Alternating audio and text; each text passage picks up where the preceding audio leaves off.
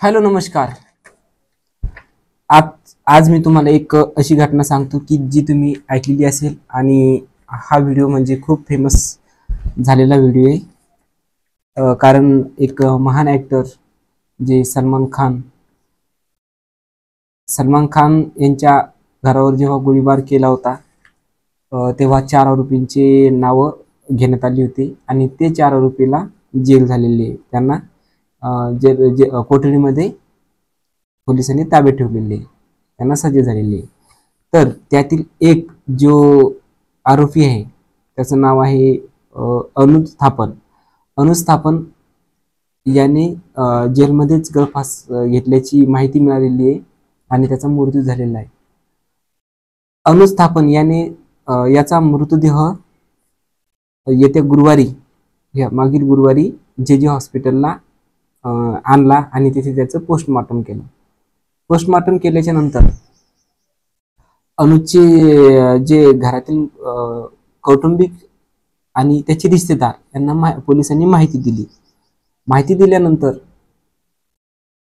त्यांचे जे आजोबा म्हणजे अनुजचे आजोबा आणि त्यांचे नातेवाईक मामा वगैरे मुंबईला आले.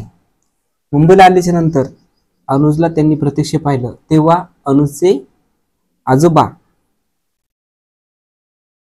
जसवंत सिंह यांनी सांगितले की अनुज हा एक म्हणजे याने स्वतः गळफास घेतला नाही तर याला मारलेला आहे, याचा गळा दाबलेला आहे आणि ही चौकशी सीबीआय कडून झाली पाहिजे असं अनुजचे आजोबा सांगतात.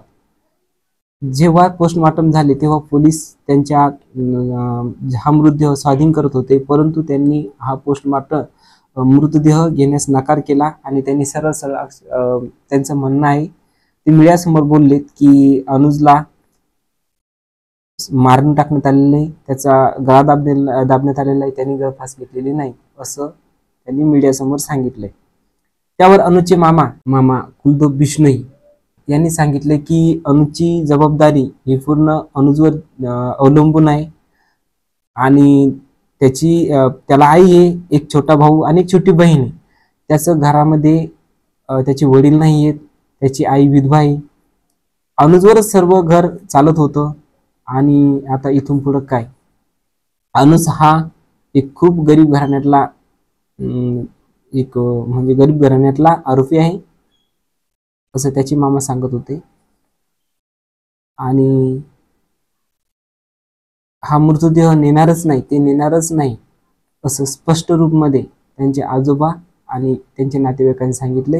याची चौकशी सीबीआय कडे व्हावी अशी माहिती आवर्जून सांगितली. तर आता पुढील काय माहिती आहे हे आपण येत्या एपिसोडमध्ये बघणार आहोत. तर चला पुढील एपिसोडमध्ये भेटूया. तोपर्यंत तुम्ही तुमच्या परिवाराची काळजी घ्या आणि सुरक्षित राहा. जय हिंद.